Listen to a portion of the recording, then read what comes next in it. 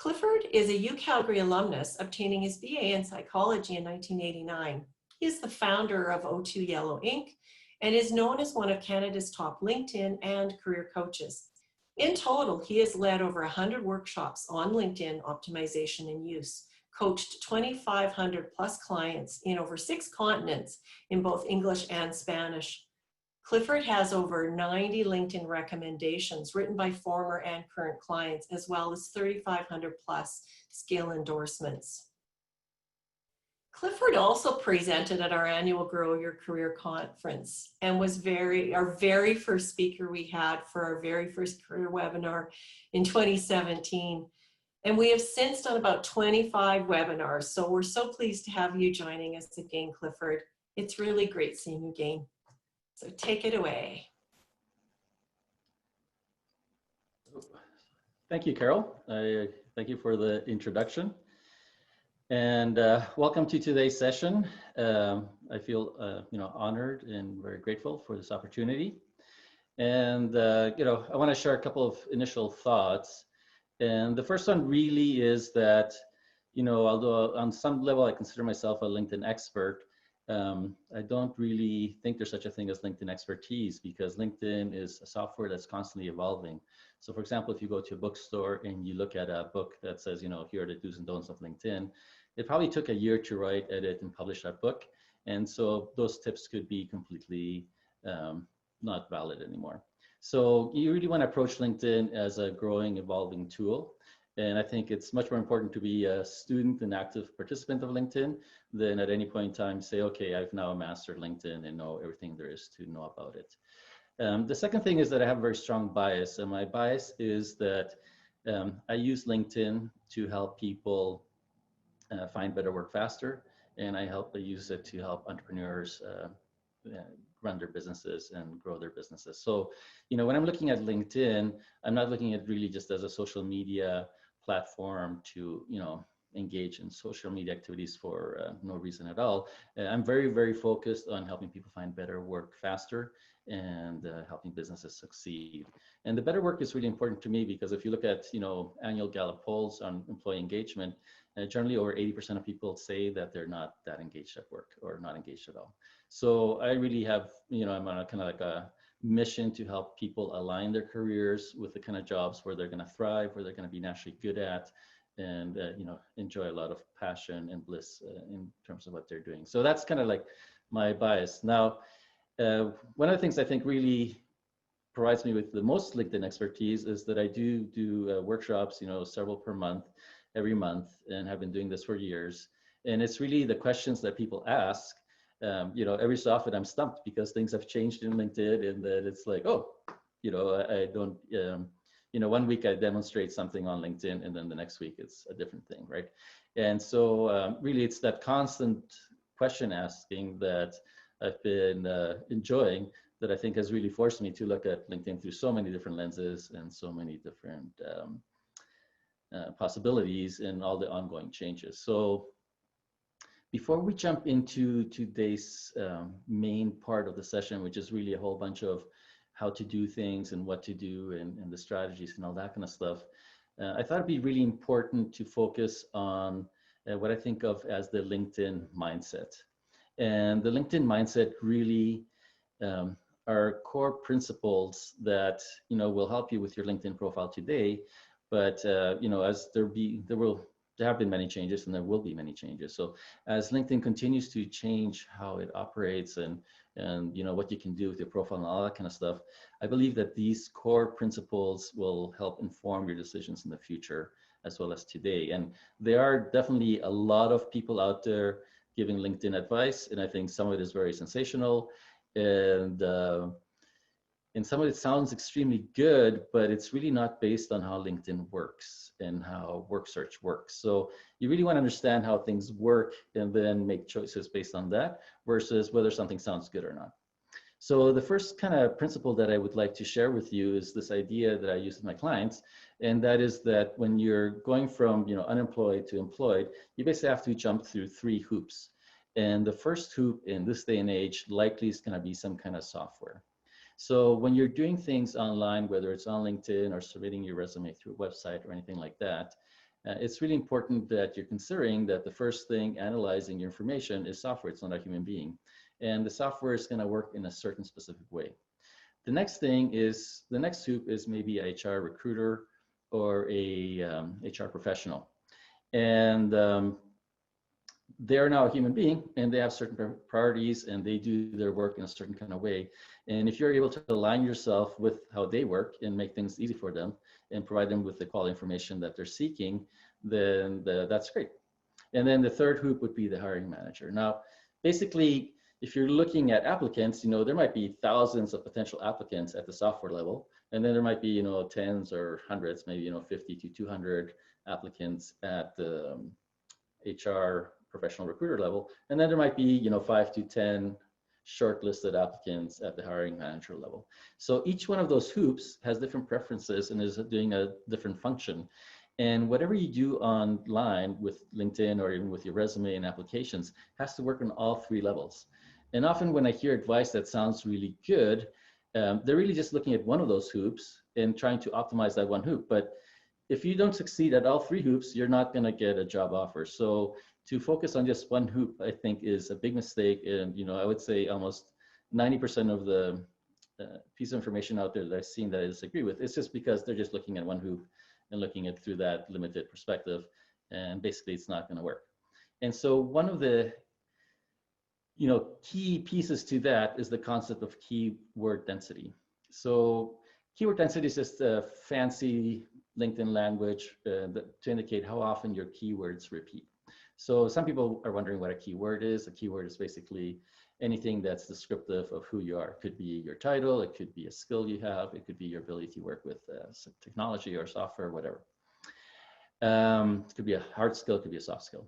So if you're really wondering what the keywords are for you, a good exercise to do is find 3 or 4 job postings that describe jobs that you're really, really interested in, and then just scan through them and say, okay, which are the words that are descriptive, and then, what are the patterns, which words are used the most, and that kind of thing. So what happens is that, let's say, Brian's a career coach and I'm a career coach, and somebody goes online, they're looking for a career coach. Now, Brian's going to have the word career coach in his profile. Let's say hypothetically in this scenario, I know he does, and I'm going to have it too. How does the software actually report these results? The software cannot produce a tie. If you type in career coaching, the software cannot say, here's 5,783 career coaches all tied in first place. Good luck. The software actually forces a ranking. So how does the software do it? Well, it looks at how often the word career coach repeats in the profile. And now, obviously, when a recruiter's doing a search, they're not going to type in one term, they're going to type in 10 or 20 or whatever. But it's basically, an amalgamation of, how often each one of those keywords repeats. And, that's basically, in, very rough terms, how the software works. So, this issue of keyword density is actually contentious because even quite recently, there was an expert who said that keyword density isn't important. And then I heard another expert repeat, something similar. And so there's people out there saying keyword density is really not that important. And if you look at it from the recruiter's perspective, I've seen lots of interviews of recruiters. For them, it's really not that important. So, and if you look at, the hiring leader, manager, for them, keyword density also not that important. So if you're an engineer and you have an engineer, repeating 20 times and somebody else has it repeating 7 times or 32, are they going to get a job versus you or not? Yeah, it's not going to matter, whether or not you have keyword density at those levels. But remember, there's 3 hoops, and the first hoop is the software, and the software does care. So again, when people say something like keyword density really is not important, yes, if you're only looking at the 2 hoops, but no, if you're looking at all 3 hoops, because if the software doesn't put your results near the top, then the recruiter and the hiring manager or leader are potentially never going to see you. So, who cares if they love your profile if they don't never see it? So keyword density is a very important principle you should be thinking about, and you should be thinking about in LinkedIn especially, because a resume is kind of limited to 3 pages, but LinkedIn, you could have 20 pages of content, and it's nicely collapsed, almost like an accordion. And so a profile with, like, say, 20 pages of content and a profile with 2 pages of content at first glance look almost identical. It's only when you click on the see more options that things open up and that you see the additional information. So it's really important that you think about the keyword density, because if you don't get past that first hoop, then who cares about how brilliant your writing is and all that kind of stuff.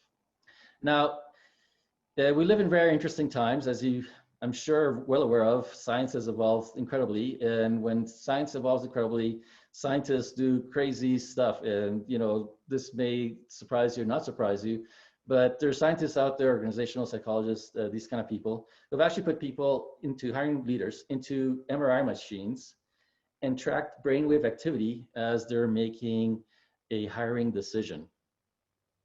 And they've done this repeatedly. And what they found is really that when a human being hires another human being, so this is hoop 2 and 3, there's really 3 important factors or variables, whatever you want to call it, that lead to that hiring decision. The first one is competence. So when I share this in a workshop, usually I don't spend a lot of time on competence, because I think everybody that's working on their resume and their LinkedIn profile is completely focused on competence. Here's my training, here's my education, here's what I've done at work, here's my skills and accomplishments, blah, blah, blah. Here's my skills in the skill set section, all that kind of stuff. So people are like competence, competence, competence, competence. So I have no doubt that you understand the importance of competence. But the big surprise really is approachability, which isn't so much a surprise if you've hired somebody, because first you want to make sure that the person can do the job. Then generally you want to make sure that you want to work with this person. So that approachability, often part of the interview process might be meeting different team members. They might take you out to lunch, and they might do this with the top 2 or 3 candidates just to kind of get that interpersonal feel. The tricky one, of course, is the third one, trust. And funny enough, if you have those 3 variables, competence and approachability are very, very important. But trust is like another level above that. So trust is really the key factor whether or not somebody's going to hire you. Now, trust is very abstract. Some people are just very trusting. Some people are not trusting. This is like a big conversation that usually, would be like a half an hour coaching type conversation. But in the back of your mind, when you're working on your LinkedIn profile, I think it's very important that when you're thinking, should I do this or should I do that? You should ask yourself, is it helping me communicate competence? Is it helping me communicate approachability? Is it helping me communicate trust? If you're getting 1 or 2 or 3 of those across in what you're doing, then you're on the right track. If you're not, helping those things along, then really you're probably misusing your LinkedIn profile. So those 3 things are really important. And then lastly, I'll probably remind you at the end, but really when you look at LinkedIn, it's really important to put it in context. And the context is that you have a very, very powerful tool to network. And so LinkedIn is basically a stepping stone that's going to help you get to the other side. And the other side is networking. And so just like if you were crossing a stream and you're going from, a river or something or stream, and you're going from stepping stone to stepping stone, or going across a bridge, the stepping stones and the bridge are important, but they're not the purpose. The purpose is getting to the other side. And the other side is actual networking. And networking for me actually means reaching out to people directly and having conversations with them. Now, obviously with COVID and all that kind of stuff, it might be a virtual coffee, you might connect with people via Zoom or Teams or whatever, but you need to have actual face-to-face conversations with people. It's very, very, very hard to communicate approachability and trust through a LinkedIn profile only. Your LinkedIn profile might say, hey, this person might be approachable, they might be trustworthy, but a person isn't really gonna come away with that strong feeling unless they meet you, face-to-face, whether it's through video conferencing type meeting or a coffee shop or whatever you're able to do based on where you are. Okay, so let's move into the actual, main do's and don'ts of LinkedIn, all that kind of stuff. In my life outside of this meeting today, I offer 2 workshops. One of them is a beginner's workshop, usually 1.5 hours to 2 hours long. And then I do an advanced workshop that's usually 2 hours long. And obviously in an hour session today, with allowing room for questions and answer, we're not going to be able to squeeze all of that in.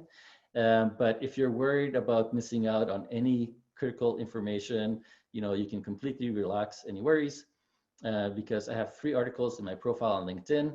So I'll show you those in a second. I'm going to do a screen share. And those articles have all the steps, and then they're all described and that kind of stuff. So I'm going to walk you through the first article and the main points there. And if you later on, forgot something, you can just go back to the article and reference the steps. They're all listed in as a checklist, and then underneath they're all explained in detail.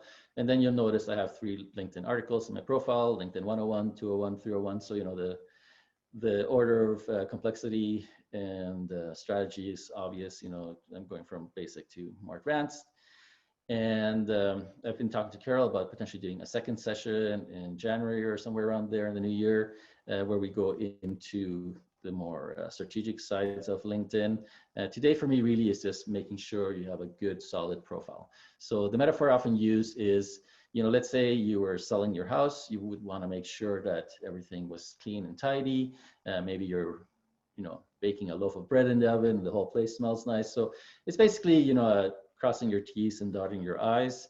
Definitely, if you have any complex questions, send them in to Brian via the question feature, and he's going to scan the questions and kind of pick out the patterns of which questions are asked the most.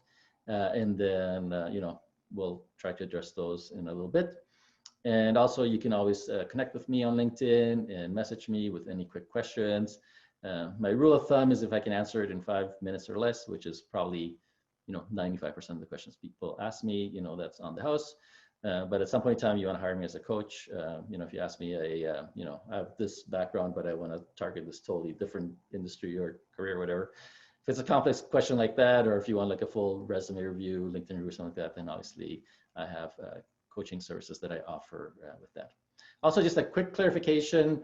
Sorry, Carol, but my business is 02 Yellow, not O2 Yellow. So if you look for my website, it's www.02yellow.com, and you can email me at clifford@02yellow.com.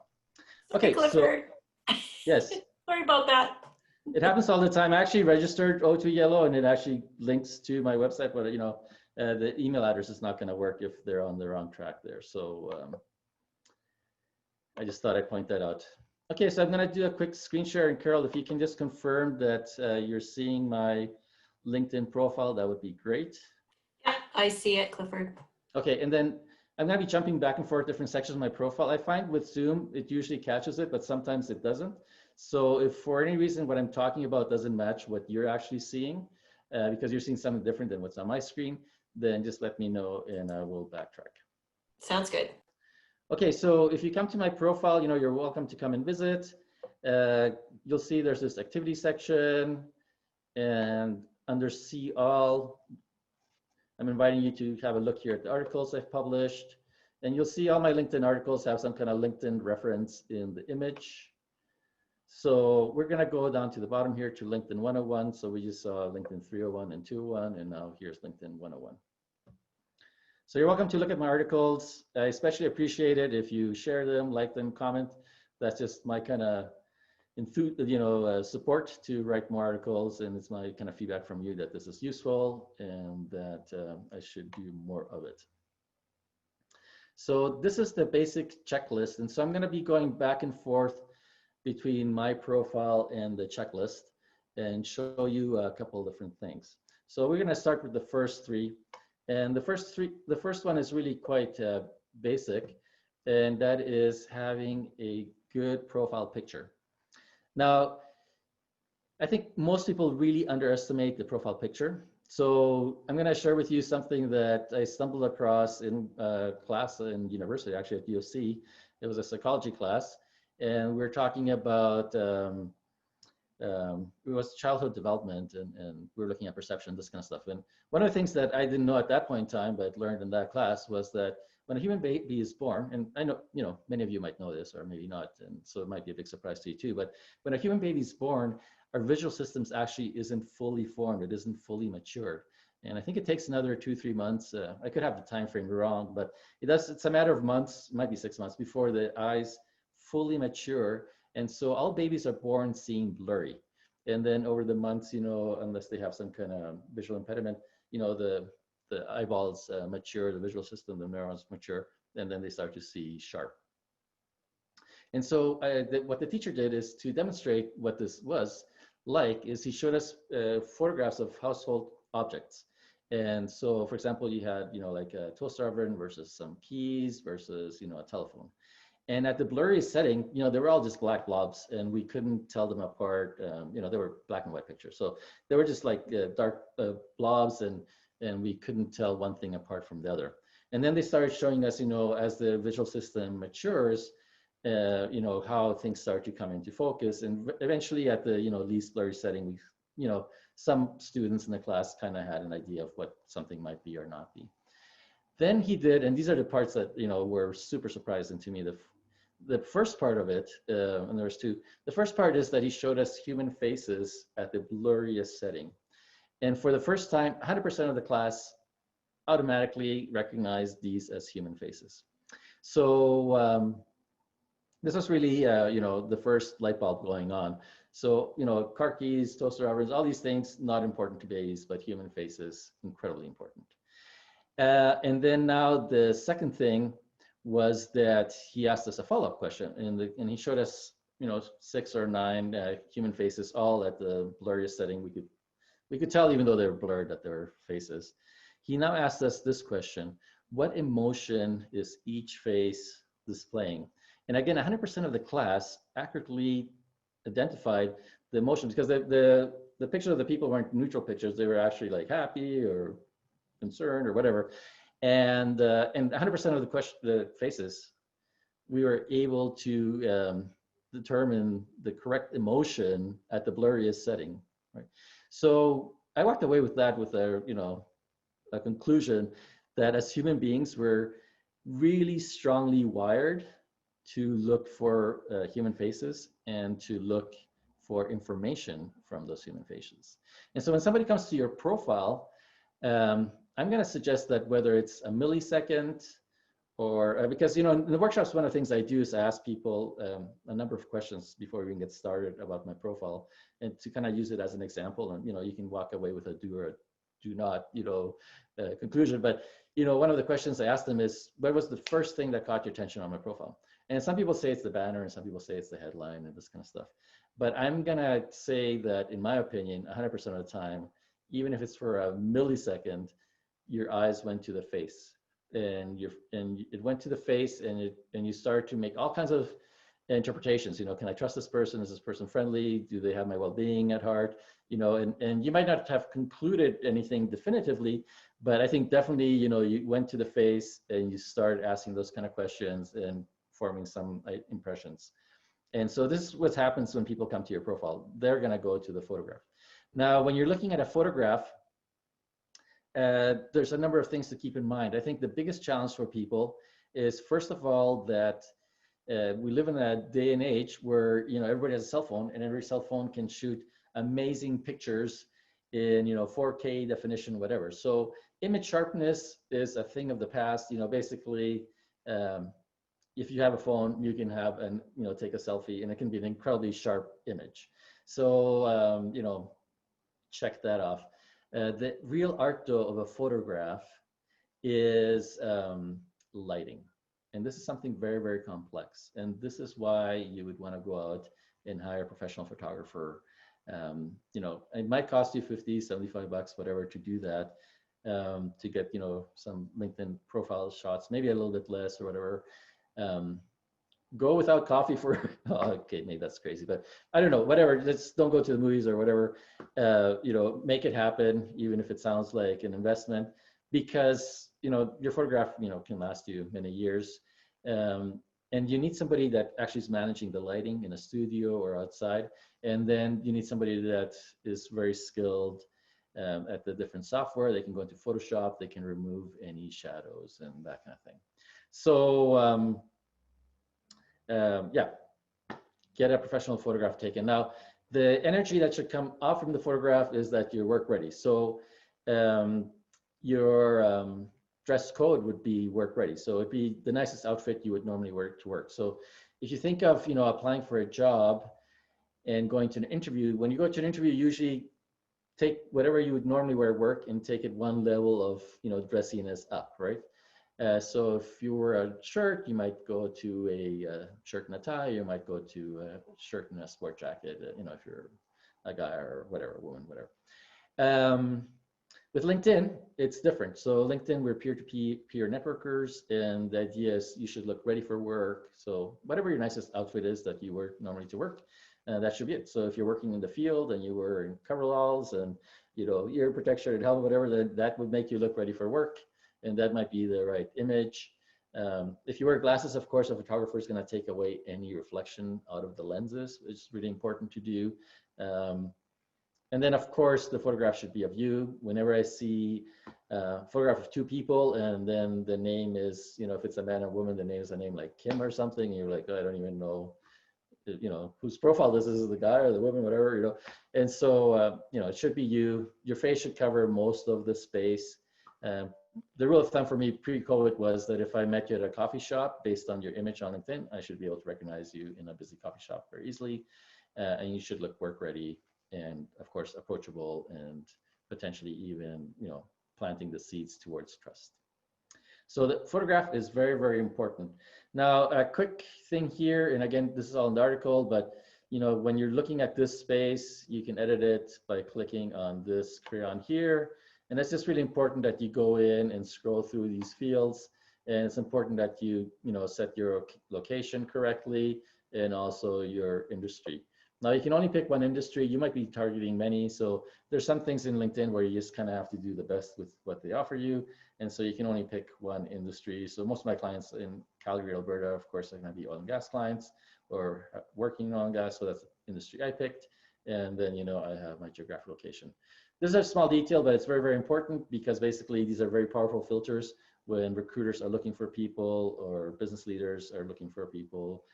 So this is really going to help, narrow the field very quickly at first. And if you don't have the right ones there, then you're going to miss out.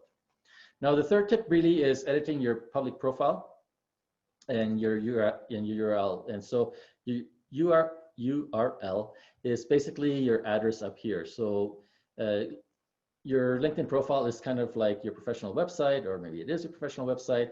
And so obviously you have to have a unique address. There might be other Clifford Wessels on the planet. And so we could all have, the same address, because then, you wouldn't find us, right? Like it's just like an email address or anything else, or like a mailing address. So what LinkedIn does is when you're looking at your own profile, if you look up at the URL, you might see your name, and then you might see a dash and some letters or numbers, or letters and numbers and dashes or symbols. And so basically what LinkedIn does is when you create your profile, it added a type of like unique license plate, a unique code to your address. And basically just to keep everybody separate from everybody else. So your name might be the same as somebody else's name, but your unique address, your unique license plate at the back is unique. So it makes the whole combination unique.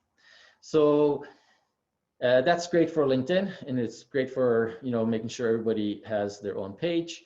But you end up with a really long link, and so if you're adding that to your business card or your resume or your email signatures or whatever, it's kind of unsightly. And so you actually can go in here by clicking Edit Public Profile and URL, and then up here in the corner by clicking this little crayon, you can actually start to edit it. Now, basically what happens is you can put in whatever you want, and then you press save. And if it's unique, if you're the first person to save that, then it works. And if it doesn't, somebody else has that combination, then it would give you an error message and you have to go again. It's just like registering a website or an email address. I would really encourage you to start off with your first name and last name, take out all the hyphens and everything, and just see if that works. In some cases, that's enough. If not, the idea is to modify it in a way that is professional. So LinkedIn is a professional social media network. It's for networking, it's for people looking for work, it's for recruiters looking for people, professionals, it's for people who own businesses and are promoting their businesses and that kind of thing. So, I wouldn't put in there Clifford loves his dog Sydney, for example. That's more like a Facebook or Instagram kind of address maybe. You want to keep it very professional. So start with your first name, last name. If that's taken, maybe put in a middle initial. If that doesn't work, maybe put a professional designation. Like if you're a professional engineer, you might put PEng, or if you want to highlight that you're in Calgary, you might put YYC or whatever. So the idea is to modify it in a, not cutesy way, but in a professional, serious way. Also, while we are in this page here, public profile settings, this is a really interesting page because LinkedIn actually gives you a ton of control over your profile. And some of you might be worried about privacy and those kind of things. So first of all, on the left-hand side, as I scroll down here, this is basically what a complete stranger on LinkedIn can see about me, and even just somebody doing a Google search. So, these are all the things that are basically visible through LinkedIn about me. And on the right-hand side here, you can see there's a whole bunch of different toggles. And so, every single aspect of your LinkedIn profile, you can basically hide or show just by toggling, on and off. Now, you might be surprised because I have a lot of information open to the public and everything is toggled on show. You might be thinking that I'm, a raging extrovert and, that this is my preference. But actually, I'm more introverted than extroverted, and I'm a very private person for sure. And so, generally speaking, I would want to not show a lot of information about me, but LinkedIn is really a way for me to advertise myself, my skill set, and my services. So, and if you think about it from a work search perspective, recruiters are not going to be usually connected to you. So they're going to be complete strangers. So if I'm a recruiter and I do a search and I find all this information on, let's say, these 50 potential candidates, and then I have all these other candidates, it actually wouldn't work like that because LinkedIn wouldn't even identify them. But let's say hypothetically I had all these other candidates, but then when I go to see the information, everything is private, everything is hidden. It's a lot of work for me to reach out to that person, get all their information just to figure out if they're kind of ballpark or not. So I'm just going to probably focus on the people that have all their information visible. So anyways, I would encourage you to think of LinkedIn as your marketing platform, and you really want to, I think, lean into making things visible as opposed to private and invisible.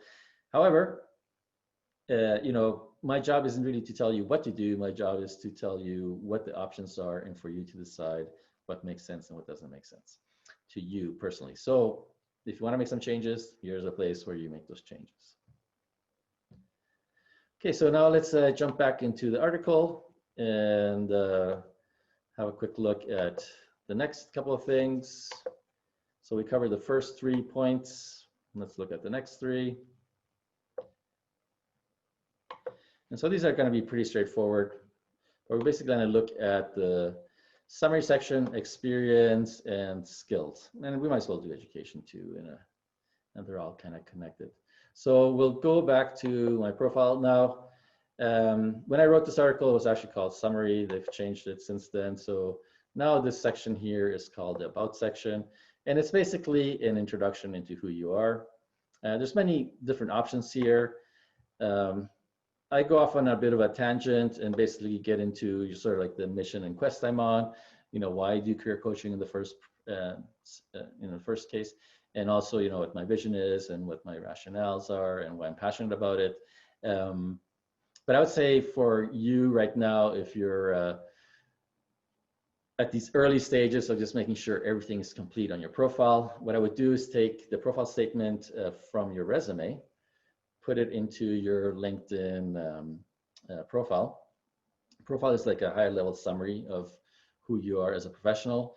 Again, this is something that I help my clients with all the time. So, I'm not going to get into that level of detail, but basically it's, a high level summary of who you are, what you're capable of, your career, that kind of thing.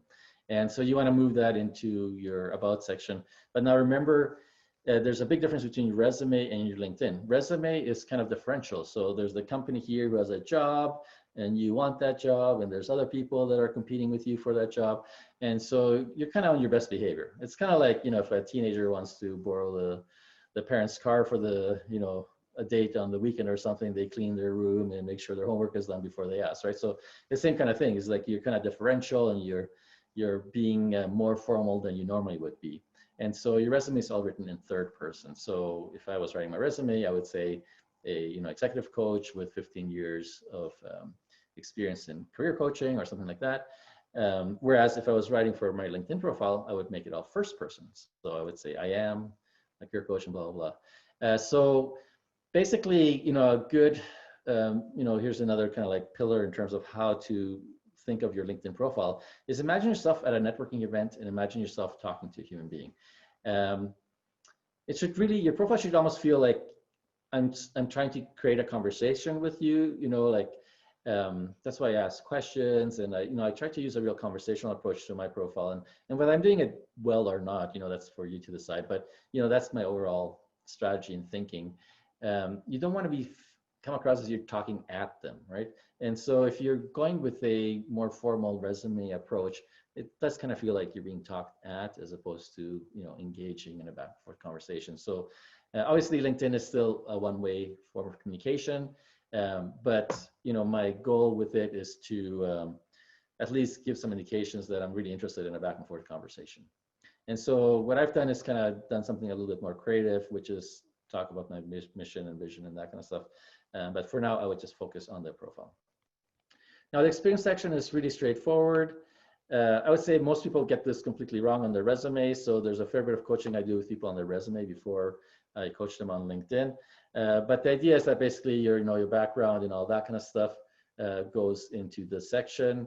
Now, there's a lot of people who think, I'm going to have all this detailed information on my resume. On LinkedIn, I'm just going to have my job titles. And again, it might make sense from, I've heard the perspective, for example, is like when somebody finds you on LinkedIn, you don't want them to learn everything about you. You want them to reach out and contact you, and then you want to have a conversation.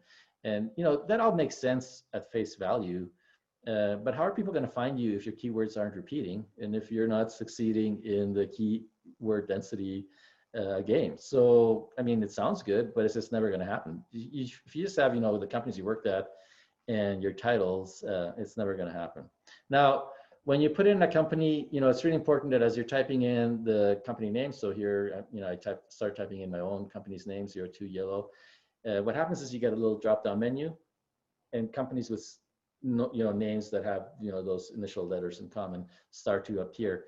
You want to click on your company out of the drop-down menu to get the logo, because basically what happens is that, let's say you're working for an international company like Shell, and the company you work for is called Shell Canada Inc.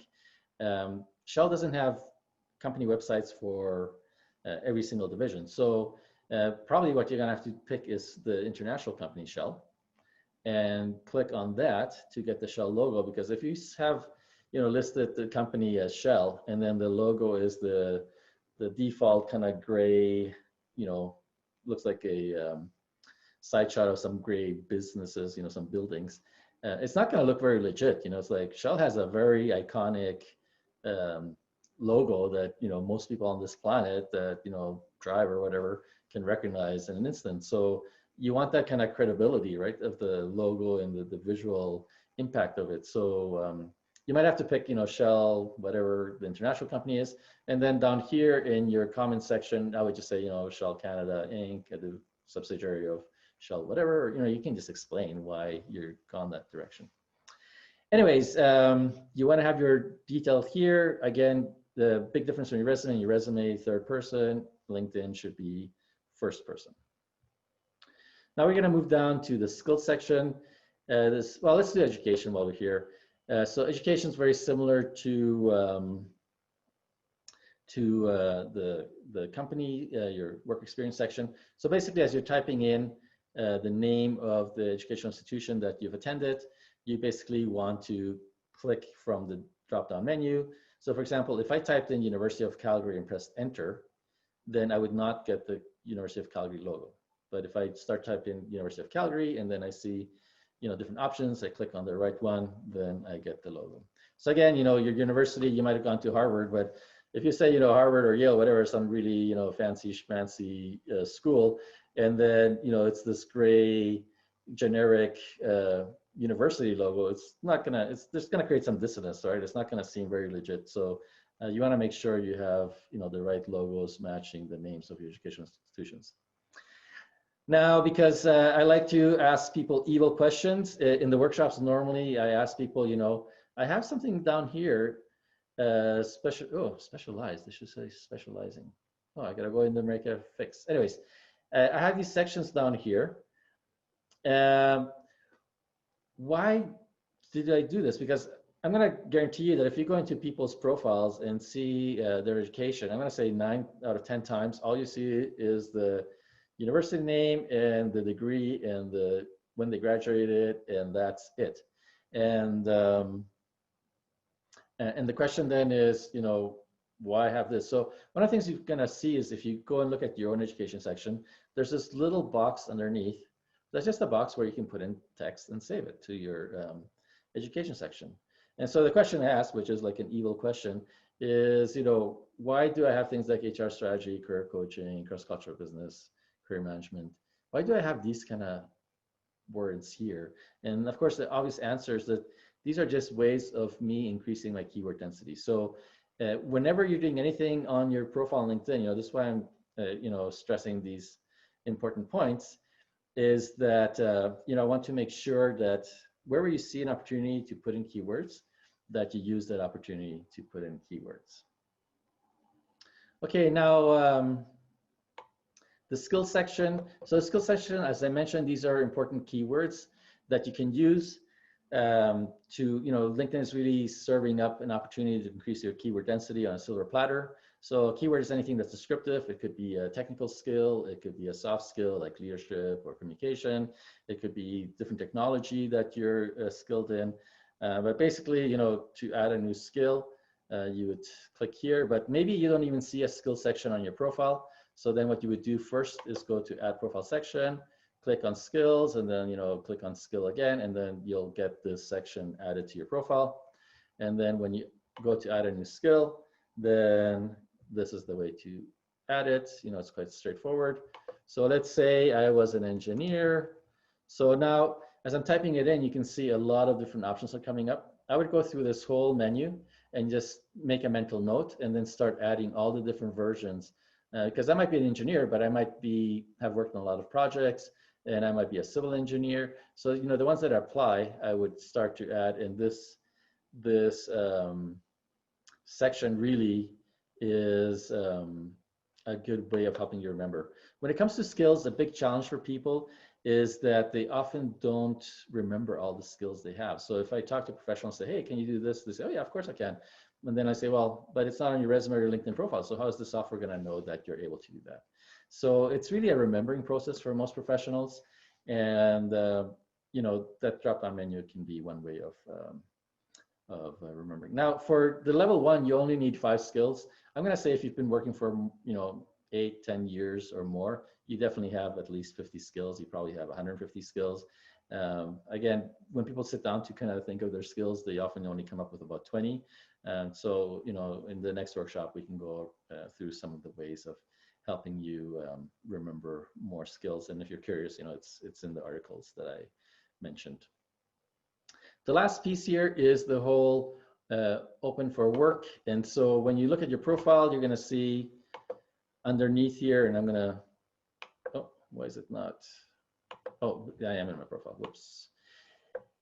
There's this thing here, open to work. So basically, you can let recruiters know, or your whole network, that you're looking for work. And one of the ways to do it is by engaging this. So, obviously you can turn it off. You can also turn it on. You can pick 5 titles. You can pick, different geographic areas. As a coach, I'm always open to working remotely, contract, all that kind of stuff. So, you can basically set your preferences. You have a couple of options. You can share it with everybody on LinkedIn. You can share it just with recruiters. If you share it with everybody, this will probably be hard for you to see, but you get this little green band here that says #open4work. I personally don't like it. It's not that it's not good or anything like that. Some of my clients are super excited about having that. And I wouldn't be surprised if somebody added that and then somebody they know saw it and said, oh, I didn't know, so-and-so is looking for work. And yeah, so some people really like it. I just personally visually don't like it. So there's no right or wrong, but definitely I would consider using this open for work feature, at least make an educated decision on it. So the last thing I'm going to share with you very quickly, and I think of this as the 4 eyes of LinkedIn, is that when I look at your profile, because often people ask, send me messages or emails or whatever, and they want me to, review their profile and give them some feedback. And so really, when you're looking at your profile, I would think of there's 4 I's, and the first I is inform. And so are you informing your reader? And so for me, this is kind of like the generic bottom, base level of a profile. So you have your education, you have your work experience, check, you've informed them. Now, the next question is, have you interested them?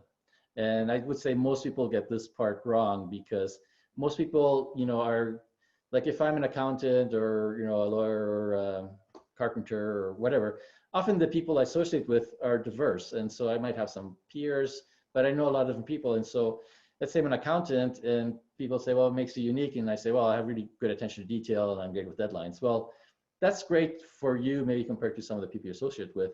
But really, when you're looking at LinkedIn or your resume, you have to think about yourself in a room of 50 or 100 or 200 other accountants with the same education, the same experience as you. Now, what makes you unique?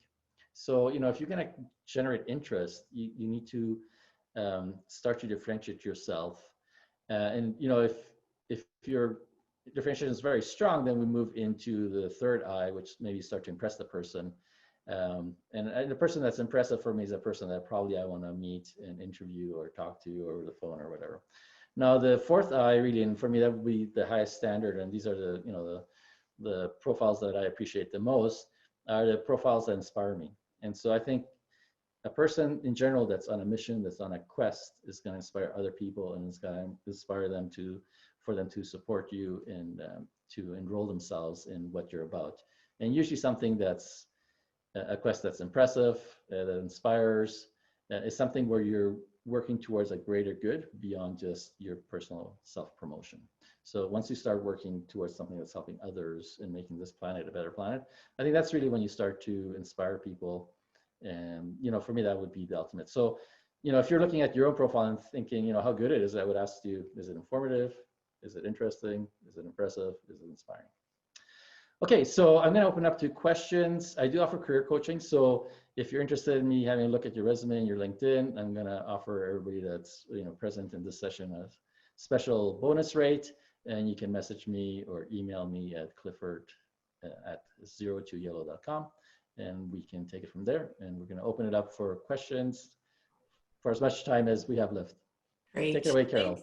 Thanks, Clifford. That's great. I always learn so much. And you did mention Brian's going to send me a question or two. He's looking through the common ones. He's been answering a lot on the back end, which is great. But Clifford also mentioned, he is going to do part 2 of this in the new year. So stay tuned for that. And also, I'm going to share links with you on where you'll be able to find this recording. I know some people have been asking about that. You'll be getting an email with the recording, but there's also a page that's created for this, other past webinars, and you'll be able to see all of Clifford's articles there as well. So I think we have a question that comes in. So Clifford, what are your thoughts on LinkedIn Premium and paying for that service? That's a really good question. I would almost want to save it for the second session, the advanced session. But in short, what I would do is, first of all, go through my minimum answer is, at the very least, attend both sessions. If you want to work ahead, use the articles I have in my profile, implement all the suggestions and all the changes. Then, if you're interested, try LinkedIn Premium, because you can try it for free for 30 days. And then you can just get your own personal impression, whether or not it's valuable or not to you. I think it will be valuable to some people, but maybe not everybody. In the second session, though, when we get into the strategy, I'm going to show you how you can get a lot of the benefits that are in Premium with a basic free account. So again, you can go ahead and look at my article without getting into the whole, it's a long answer. It's maybe like a 10-minute answer. So complete everything, get your profile to the top quality, then try it out if you want to try it out ahead of time. If not, join us for the next session and I'll show you how you can get pretty much everything on there for free or not. Now, if you're doing a lot of networking and reaching out to people, and which is really what I show in my third article, then LinkedIn Premium is almost mandatory, because if you're looking up a lot of people, LinkedIn is going to think you're a recruiter, and they're going to shut down your account and actually turn it off for 2-3 days and say, hey, you look like a recruiter to us, even though you're potentially reaching out to people in different companies for work or whatever your strategy is. So I'm doing that right now with different services that I'm offering. So I do have the premium account right now for a short period of time. Once I'm done that kind of marketing campaign, I'll probably turn it off because the other benefits I can access in different ways. Great, thanks so much, Clifford. And I also did push out via chat where other webinars are and where this one will be housed as well. So we probably only have time for a couple more questions. Question came in, does keyword density read on every part of your profile, or are certain sections prioritized over others?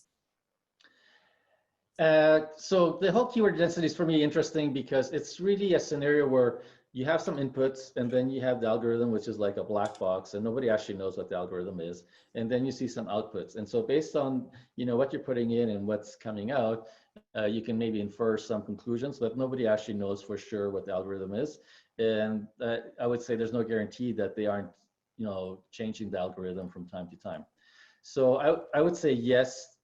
It seems to me that certain areas are prioritized, but I also think that the algorithm reads everything. So it's a yes and a yes. Great, thank you. Another question, should I duplicate my resume to my LinkedIn profile? So it's a yes and an asterisk because basically LinkedIn and your resume are two very different tools, but they share a lot of information in common. So your career history and your profile statement and your education, obviously all of these things have to match. Your resume is different in that you can customize it to different jobs, whereas LinkedIn, would be really impractical and be kind of odd to customize your LinkedIn profile every time you apply for a job. So basically LinkedIn would be everything in the kitchen sink. Your resume would be much more focused. The language on the resume is third person. The language on LinkedIn is first person. Your resume does have to have very good writing. And I would say most people don't understand really what it is because most people look at the resume through their eyes and then they show it to people that they care about, maybe colleagues and family members, and they say, oh yeah, this is a great resume. And they're really not looking at it from the perspective of the software and then a recruiter and then a hiring manager. And they're looking for very, very specific things written in a very specific way. And so this is one of the ways that a career coach can greatly enhance your odds of being noticed and moved on to the stages, right? Because the whole recruitment process or the whole business development process is really getting from one stage to the next, to the next, to the next, and then there's a final decision that you hopefully are successful with. Great. So we have lots of questions. We had I think about 270 some people join us. So, I think you extended an offer to reach out to you if it's a quick question, but also I would encourage people if they really do want to access some support to really dig into this in more depth and go through that, please reach out to him. And so I did push out some other resources, but we're just going to start wrapping up here. And so I really want to thank everybody for joining us today.